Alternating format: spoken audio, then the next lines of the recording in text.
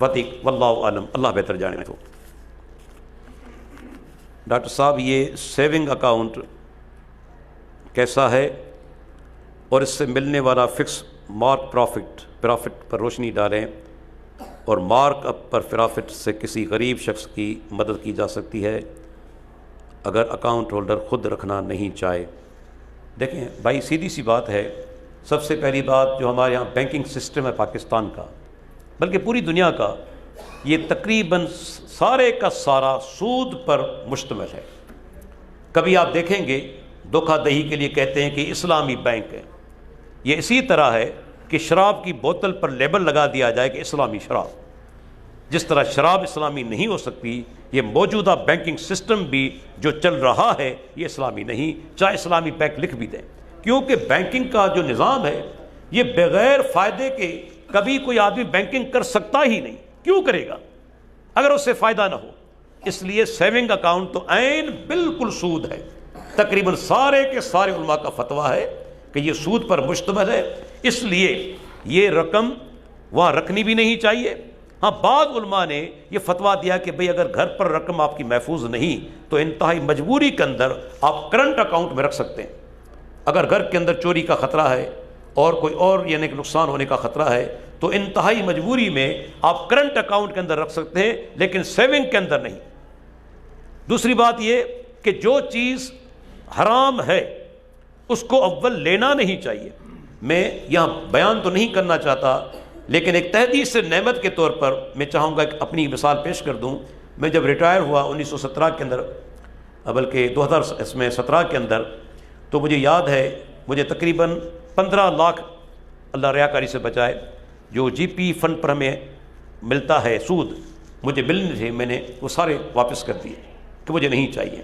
کچھ ساتھیوں نے کہا کہ بھائی آپ لے لیں، کسی غریب کے ساتھ مدد کر دیں، تو میرا وہی جواب تھا کہ مومن جو چیز اپنے لیے پسند کرتا ہے اس سے چاہیے اپنے بھائی کے لیے وہی چیز پسند کرے۔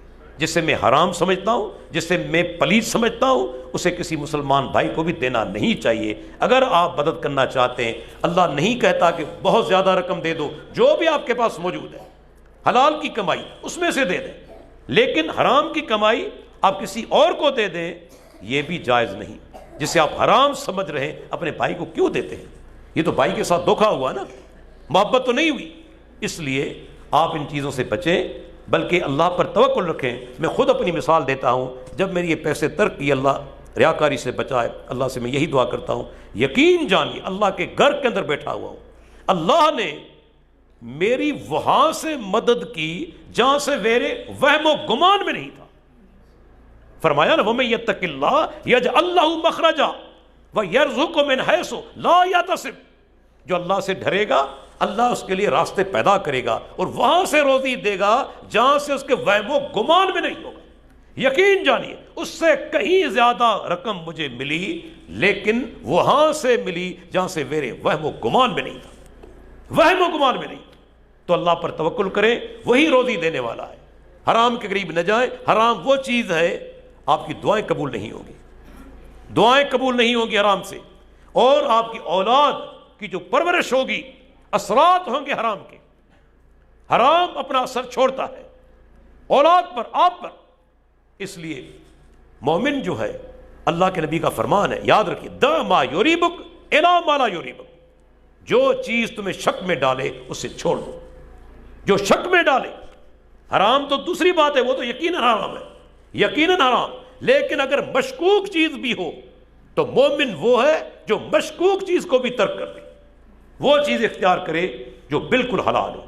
اس لیے میں اپنے بھائی سے یہی کہوں گا کہ ان چیزوں کو ترک کر دیں، اور اگر کسی مسلمان بھائی کے ساتھ مدد کرنی ہے، اپنی جو حلال کی کمائی ہے چاہے تھوڑی ہو اس کے ساتھ مدد کریں، انشاءاللہ تعالی اللہ تعالیٰ قبول کرنے والا ہے۔ اللہ آپ کے دل کو دیکھے گا، اس کو دیکھنے والا ہے، میرے بندے کے دل کے اندر اخلاص کتنا ہے، مقدار نہیں، آپ کا اخلاص چاہیے، بس یہی چیز۔